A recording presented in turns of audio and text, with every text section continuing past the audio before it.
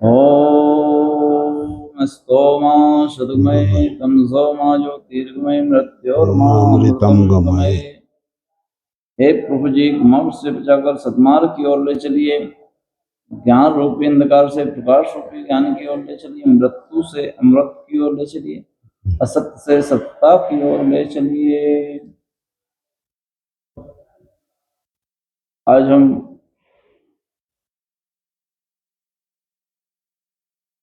ऋषि परंपरागत के अनुसार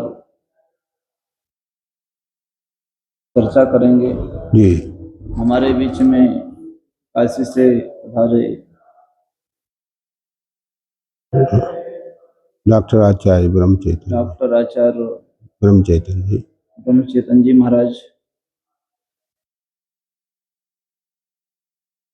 महाराज जी, हम आपसे पूछना चाहते हैं, चर्चा करना चाहते हैं, ऋषि मुनि साधु संत सन्यासी, स्वामी जी ये बतलाइए, सन्यास जीवन मतलब व्रत जीवन जी और गृहस्थ जीवन में दोनों में क्या अंतर है? जी जी जी जी इसी बात को भगवान श्री कृष्ण ने जी जायसी चेत कर्मणस्ते मता बुद्धिर जनार्दन तत्किम कर्मणि घोरे मामनियोजसी केशव व्यामिस्त्रेण वाक्येन बुद्धि मोहयसी में। मैंने अपने अर्जुन को जिस समय महाभारत काल में मोह हो गया था, गुरु नहत्वा ही महानुभावान, क्योंकि ये जो है प्रवृत्ति धर्म और एक निवृत्ति धर्म है। जायसी चेत कर्मणस्य मता बुद्धि जनार्दन, आप ये हमको ज्ञान मार्ग में, इतना सुंदर ज्ञान मार्ग आपका है, तो फिर ये निंदनीय कर्म में हमें क्यों लगाते हो? तो घोर कर्म है ये, है ना? तो इस घोर निंदनीय कर्म में हमें क्यों लगाते हो? बुद्धि मोह शिव में। तो वही एक बात को कहिए, माने मिली जुली बातें मत कहिए। इस बात का प्रश्न तृतीय अध्याय में भगवत गीता में भगवान श्री कृष्ण से यह प्रश्न किया तृतीय अध्याय में। वह कर्मयोग है, उसमें कर्मयोग है। तो वहाँ भगवान कहते हैं कि द्वे निष्ठा प्राप्रोक्ता मया नघा। जब ये सृष्टि हुई तब पहले मैंने कह दिया कि दो प्रकार की निष्ठाएं देखी जाती हैं, एक तो प्रवृत्ति मार्ग, एक निवृत्ति मार्ग।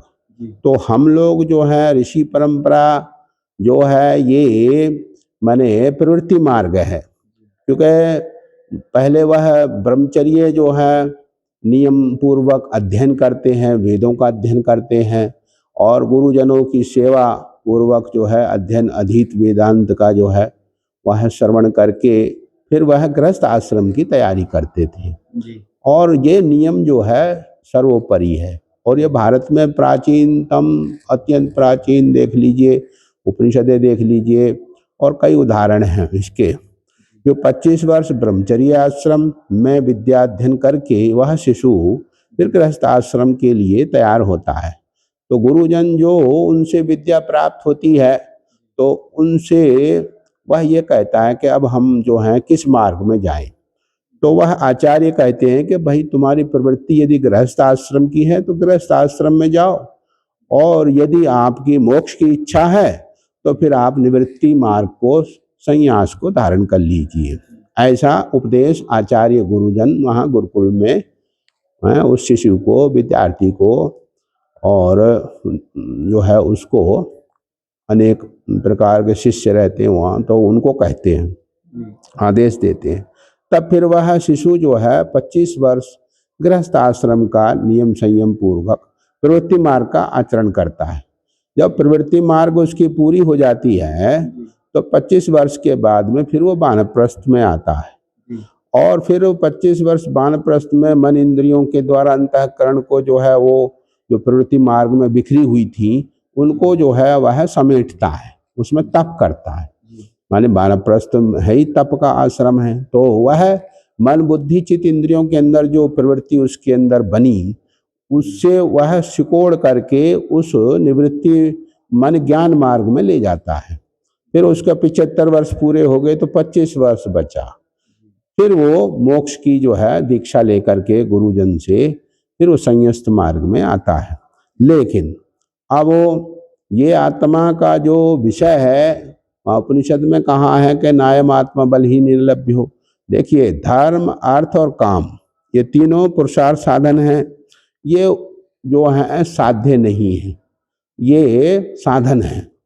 तो जब ये साधन है तो ये प्रवृत्ति मार्ग जो गामी हैं, प्रवृत्ति मार्ग में जो लगे हुए हैं, उनके लिए धर्म अर्थ काम का सेवन जो है वो ज़्यादातर वो लोग करते हैं।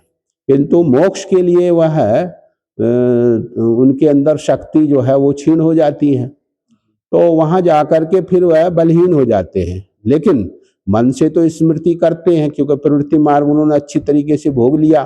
फिर उसके अंदर निवृत्ति आती है कि भाई ये जो है यहाँ तो सुख मिला नहीं, अब जो है मोक्ष की कामना करते हैं। तब तक बहुत देर हो जाती है। इसलिए हमारे ऋषि महर्षि आचार्यों ने कहा कि बाल्यकाल से यदि संन्यास्त होता है, मोक्षगामी होता है, तो वो तो अति उत्तम है। ठीक है ना। तो वहाँ पर ये आपका आश्रम जो बीच में जो आश्रम है ये उल्लंघन हो जाता है, अतिक्रमण हो जाता है। तो वह ज्ञाननिष्ठ हो करके फिर परमात्मा की प्राप्ति के लिए तैयार हो जाता है। तो वो पूर्व काल से होता है। लेकिन ये क्रम मुक्ति में आते हैं। ये जो ब्रह्मचर्य आश्रम से फिर गृहस्थ आश्रम में, फिर वानप्रस्थ में, फिर संन्यास में, ये हमारी धर्म प्रधान भारतवर्ष में पहले से ये परंपरा सनातन वैदिक सनातन परंपरा रही है। क्योंकि ऋषि महर्षियों का जो आर्ष ग्रंथ हैं हमारे, वो इस प्रकार से देखे जाते हैं। तो ये जो बात भगवान ने कही भगवत गीता में कि भाई ज्ञान जो है श्रेष्ठ है, लेकिन कर्म भी जो है उतने ही बराबर है। क्योंकि वहाँ कह दिया ज्ञान योगेन सांख्यानम कर्म योगेन योगिनम। कर्मयोग में निष्काम कर्मयोग की प्रशंसा की है भगवान ने। देखिए, गृहस्थ आदमी प्रवृत्ति धर्मा वो निष्काम कर्म नहीं कर सकता, ये तो बात पक्की है। क्योंकि जो भी करेगा वो अपने बच्चों के लिए करेगा, अपने परिवार के लिए करेगा, या अलग अगल बगल में जो है यज्ञ याग आदि भी करेगा, तो सकाम भावना उसके अंदर रहती है। लेकिन यहाँ पर जो निवृत्ति परायण है, मोक्षगामी, लोक कल्याणार्थ, वह जो है भगवान ने पहले कह दिया ज्ञान योगी ना सांख्यानाम। ज्ञान योगी जो है वो सांख्य योगी को ही ज्ञानी कहते हैं। ठीक है जी। और कर्मयोगी योगी नाम, तो योगी जो है वह निष्काम कर्मयोग में लेके जाते हैं उनको।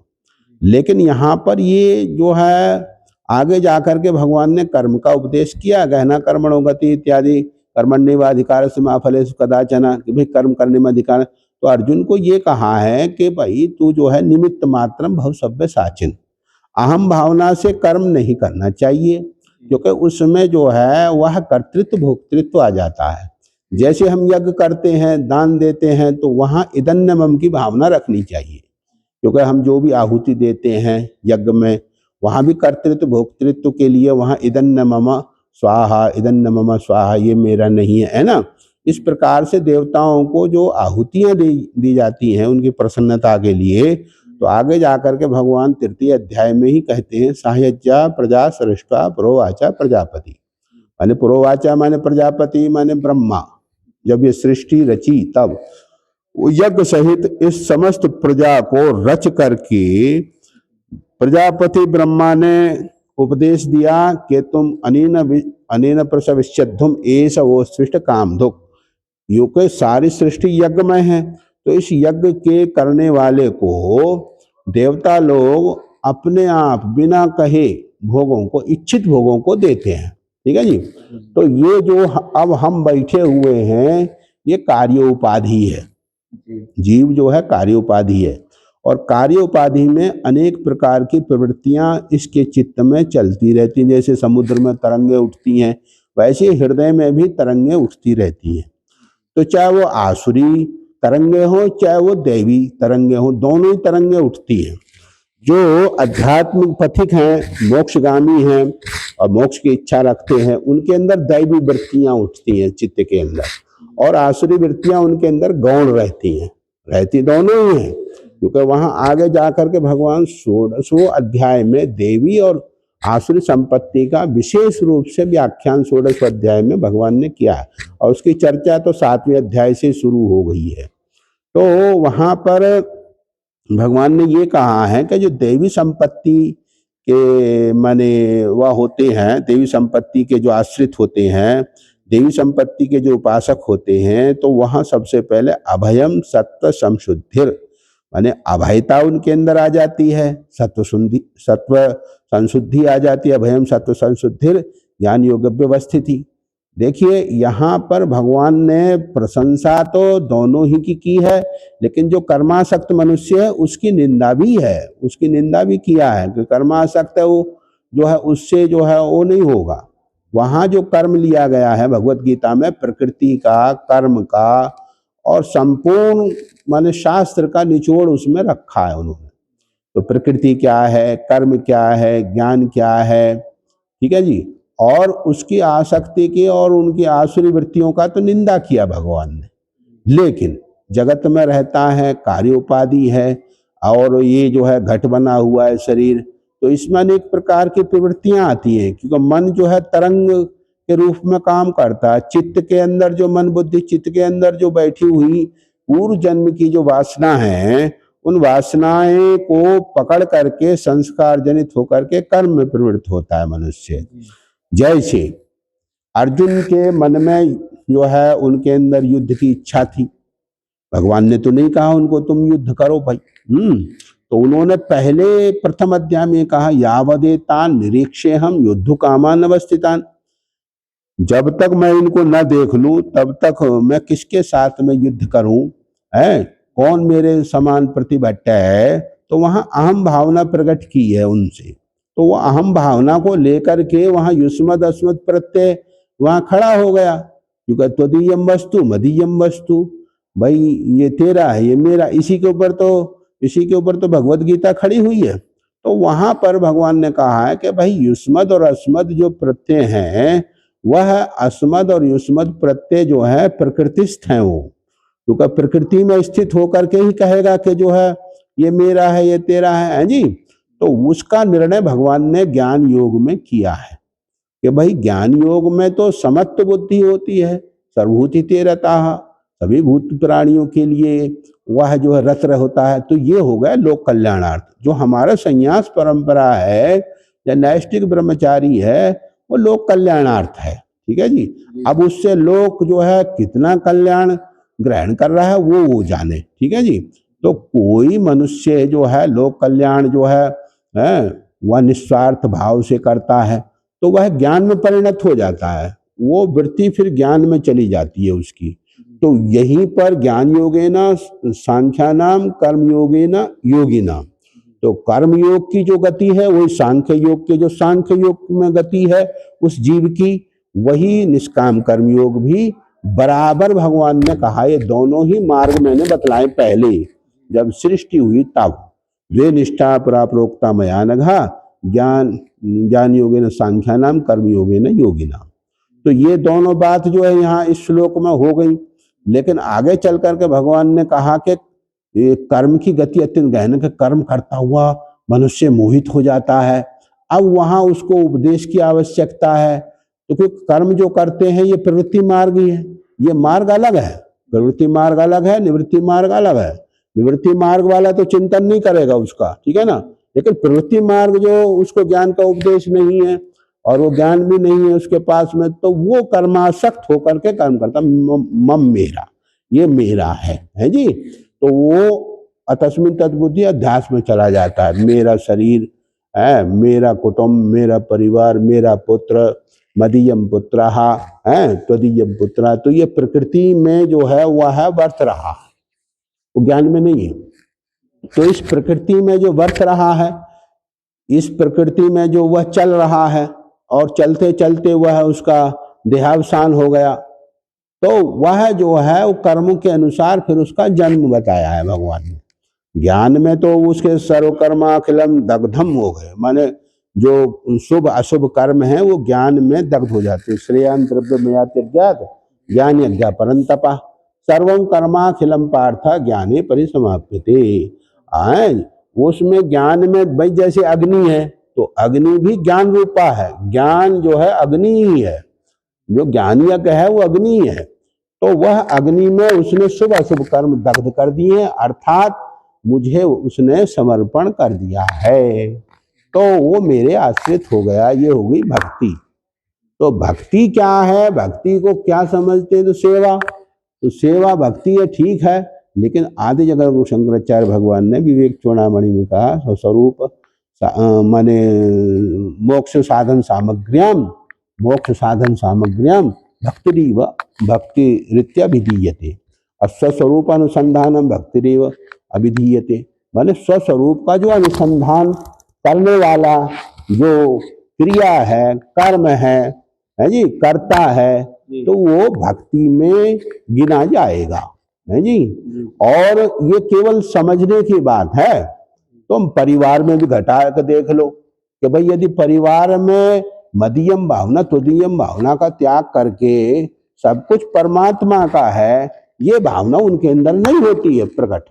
यही बस कमी है, बस यहीं से वो अच्युत हो जाते हैं, यहीं से वो प्रवृत्ति मार्ग में अलग हो जाते हैं। जैसे चना भुन गया, फिर वो जन्म थोड़ा ही होगा उसका, तो उसने संयस्त माने अधिकारी होकर के अपने शुभ अशुभ कर्म सब दग्ध हो गए, उसके जल गए।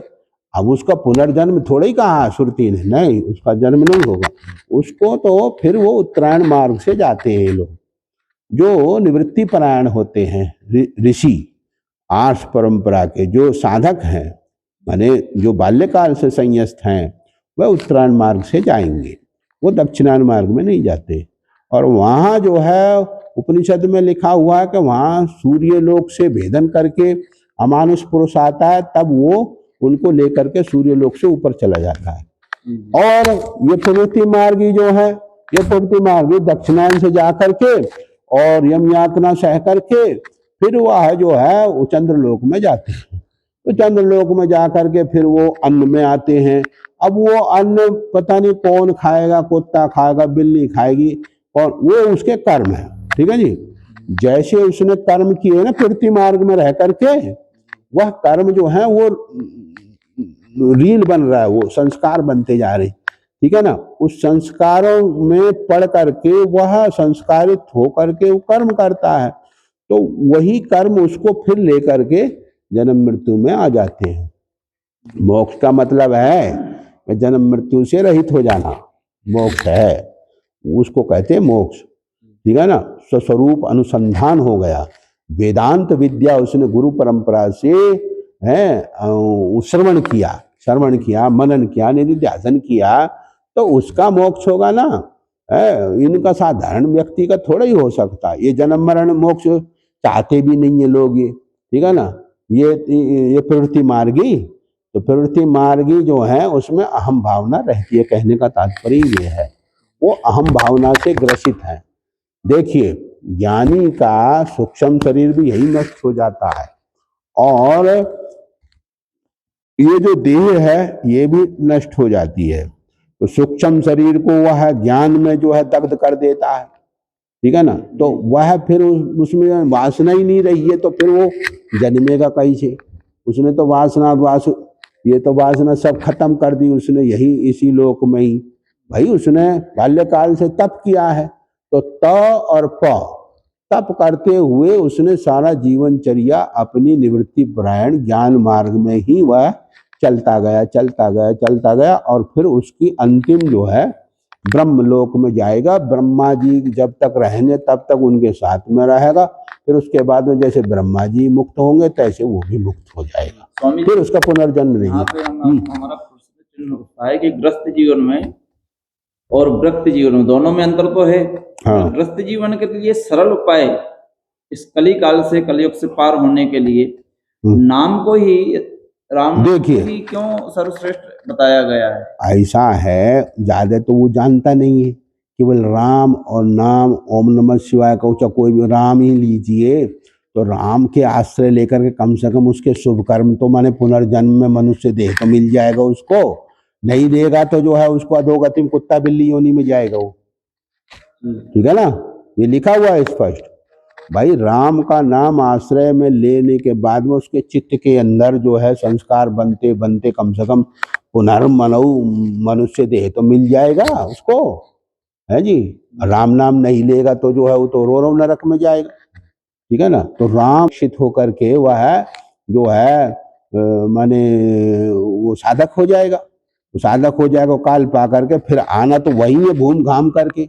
यथा नद्या संदमाना अस्तम नाम रूपम विहाय, अनेक प्रकार की देव नदियां हैं, ये केवल व्यवहार में आपको दिख रही है बाबू, परमार्थ में तो समुद्र में है ये सब के सब, ठीक है। था नद्या संदमाना, जैसे नदी चल करके समुद्र में अस्त हो जाती, फिर वो नदी थोड़ी रही है, फिर तो समुद्रवत हो गई।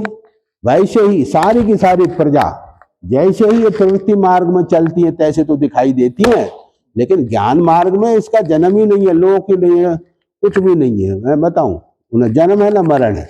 ज्ञान मार्ग में परमार्थ में ना आपका न जन्म है ना मरण है, वहां तो चिदानंद रूप शिवोहम शिवोहम। ये तो केवल व्यवहार में घट, देखिए मिट्टी से घड़ा बना, लेकिन घड़ा मिट्टी से पृथक हो गया ना, तो व्यवहारिक काल में है। जब व्यवहार उसका पूरा हो रहा है, उस व्यवहार में राम नाम भी ले रहा है, साधन भी कर रहा है, सेवा भी कर रहा है, गुरु भक्ति भी कर रहा है, माता पिता की सेवा भी कर रहा है, तो उस सेवा में गया उस सबका सब। अब उसी में बैठ करके थोड़ा बहुत चलते फिरते राम नाम ले रहा है। तो ये कली काल में राम का नाम लेकर के जो मर जाएंगे वो परिणाम दुनिया में कर जाएंगे। ये कार्य है ब्रह्म और कारण ब्रह्म तो कारण ब्रह्म तो दिखाई नहीं देता है, कार्य ब्रह्म दिखाई देता है, सोपाधिक ब्रह्म है सारा लोक लोकांतर। हाँ, दोनों में अंतर क्यों है? जैसे अंतर होगा वृत्त जीवन, वृत्त जीवन जैसे साधु सन्यासी हुए, वृत्त जीवन में हुए, तो इनके लिए साधना तपस्या योग इसके लिए क्यों बताया गया है, और गृहस्थ जीवन के लिए केवल राम नाम भक्ति मार्ग में, तो ये दोनों में क्या अंतर है? देखिए गृहस्थ आश्रम में भी नियम है, वहाँ पंचकर्म है, देखिए वहाँ भी उपासना है, वहाँ भी मर्यादाएं हैं, यदि माने तो, नहीं तो फिर वो गंगा जल तो है ही है, ठीक है ना। अब वो गंगा जल जो है उसमें जा कर के वो धूमिल हो रहा है। अब अंतर ये है, केवल व्यवहार में अंतर है। अब आप उसको भी अभेद में लाना चाहते हो ना, तो अभेद तो है ही है, लेकिन व्यवहार काल में गृहस्थाश्रम का एक तो गाड़ी चलाता है, एक जो है उसको जो है बैठा हुआ सेठ जी पीछे बैठा हुआ, तो अंतर है नहीं है। पीछे जो मालिक बैठा है वो ड्राइवर जो चला रहा है, ठीक है ना, तो ये हो गए ड्राइवर और मालिक पीछे बैठा है, तो अंतर होगा नहीं होगा, क्योंकि भेद है। तो ये भेद है व्यवहार में, ये बड़ा ये छोटा, ये काला ये भूरा ये सफेद, ये व्यवहार काल में है। ये प्रकृति के धर्म है, ये तो प्रकृति के धर्म वो अंतःकरण से पृथक हैं, ठीक है ना। जो भी कर्म कर रहा है वो अंतःकरण से ही कर रहा है, लेकिन कर्म अलग है और अंतःकरण अलग है जी। जैसे हाथ अलग है आंख अलग है, तो हाथ और आंख एक कैसे हो जाएंगी, ठीक है ना। वैसे गृहस्थ और विरक्त ये दो धाराएं हैं, प्रवृत्ति और निवृत्ति, ठीक है ना, ये अलग ही हैं। ऐसे सरस्वती जैसे जमुना, और जमुना के बाद में गंगा, तो ये व्यवहार काल में गंगा यमुना नहीं, यमुना गंगा नहीं, लेकिन आगे चल करके तीनों के तीनों एक हो जाती हैं, अभेद। इस जगत में जो आपको नाना प्रकार का सब कुछ दिखाई दे रहा है ना बखेड़ा, ये है नहीं, मसला जो है वो पृथक है। ओम पूर्ण मदा पूर्ण मिदम, ठीक है जी।